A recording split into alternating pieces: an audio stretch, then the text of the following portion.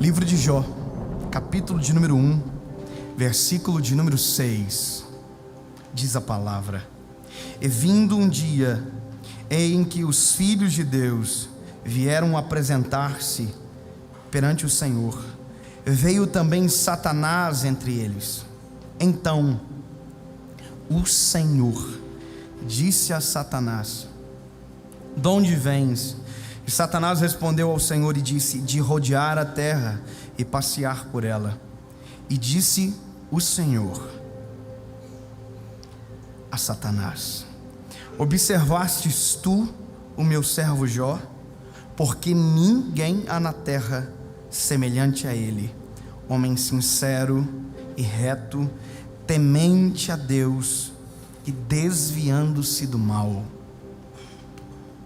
Esse texto, quando eu li ele pela primeira vez, eu entrei em desespero, eu fiquei chocado, porque toda a construção que eu havia feito sobre essa história durante a minha infância, a minha adolescência, acabou quando eu li o texto. Uma coisa é alguém falar para você sobre algo que conhece ou pensa saber, outra coisa é você testificar e ler. Sabe, o problema às vezes é que nós somos filtrados por palavras erradas, equivocadas. Não que haja mal nisso, mas às vezes quando nós lemos e identificamos a verdade, a gente fala: meu Deus, não faz sentido. E isso é uma das verdades que para mim, quando eu li a primeira vez, eu disse: não pode.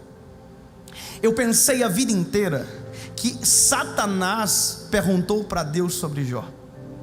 Eu pensei a minha vida inteira que quem trouxe à luz Satanás no caso que havia trazido à luz Jó, como se quem tivesse descoberto Jó fosse Satanás e trazido a Deus dizendo: Deus, teu servo, posso tocar? Só que a Bíblia não diz que é assim que acontece. A Bíblia diz que quem traz à luz Jó para Satanás é Deus. Ou seja, quem provoca não é Satanás, quem provoca é Deus. Quem faz o negócio pegar fogo, que coloca lenha na fogueira na vida de Jó, é Deus.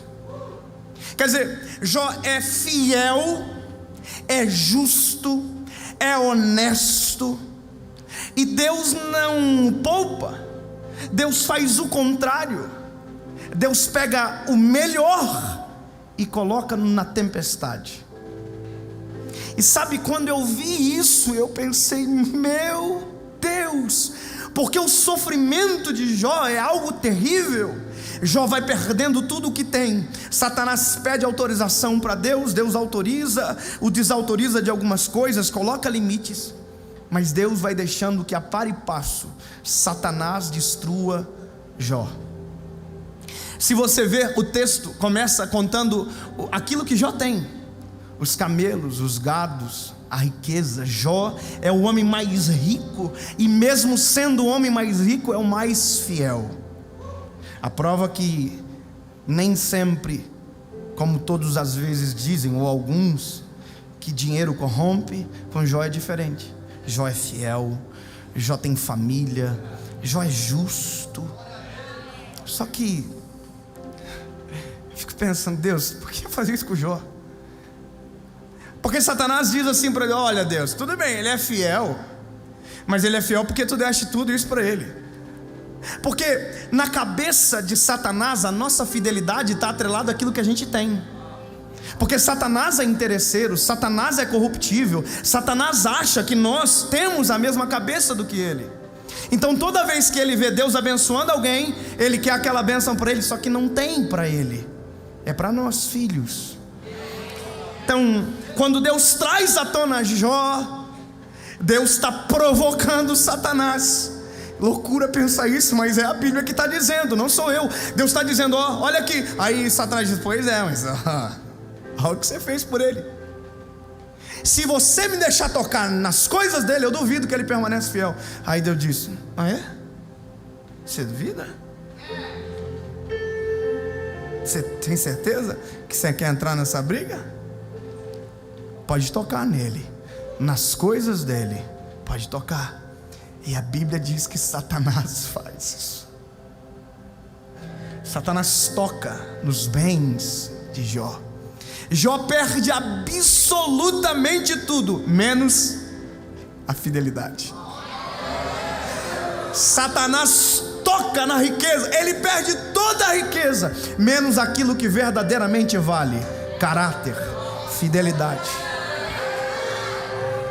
A questão é, olha aqui, Satanás vai de novo, e ele não está contente, porque a primeira etapa venceu. Parece que eu vejo que quando ele chega, é a cena assim: Deus disse, e aí? Blasfemou contra? Pecou? Desviou? Aí Satanás, me deixa tocar agora na família, os filhos. Ah, irmão, para quem é pai?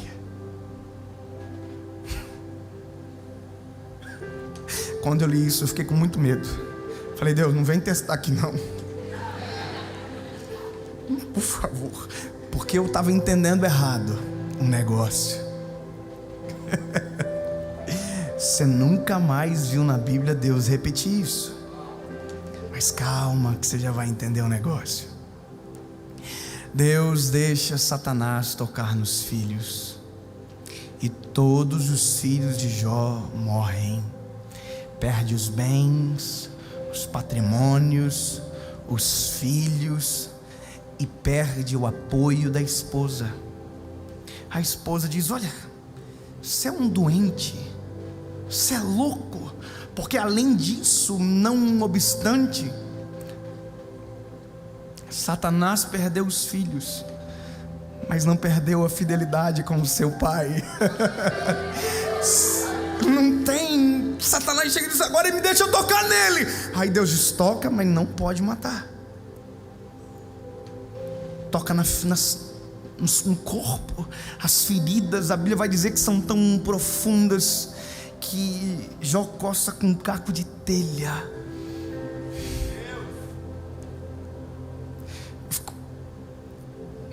Por que isso, Deus? Por que isso? Por que isso? Por que o Senhor coloca de maneira intencional alguém injusto como Jó em uma tempestade tão avassaladora como essa?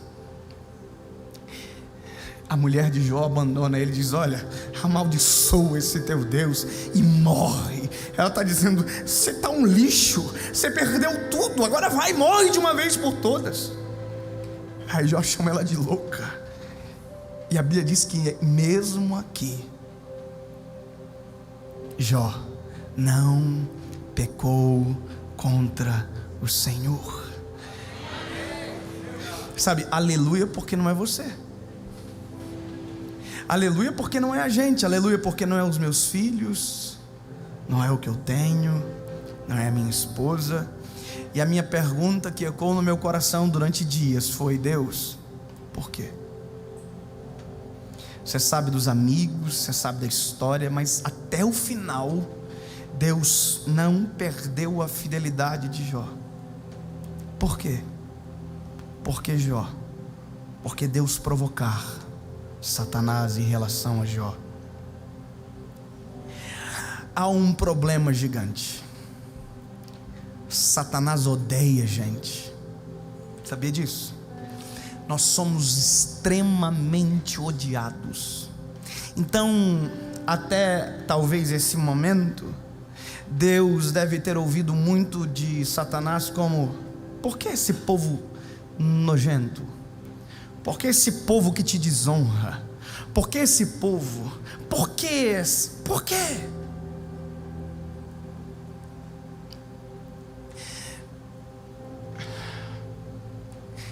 Aí Jó apresenta-se na história. Jó chega na história. E aí, querido, sabe qual é o porquê? Quem responde é Deus. Porque sempre haverá pessoas como Jó. Vale a pena por esse povo Deus usou Jó para construir uma história de defesa sobre nós.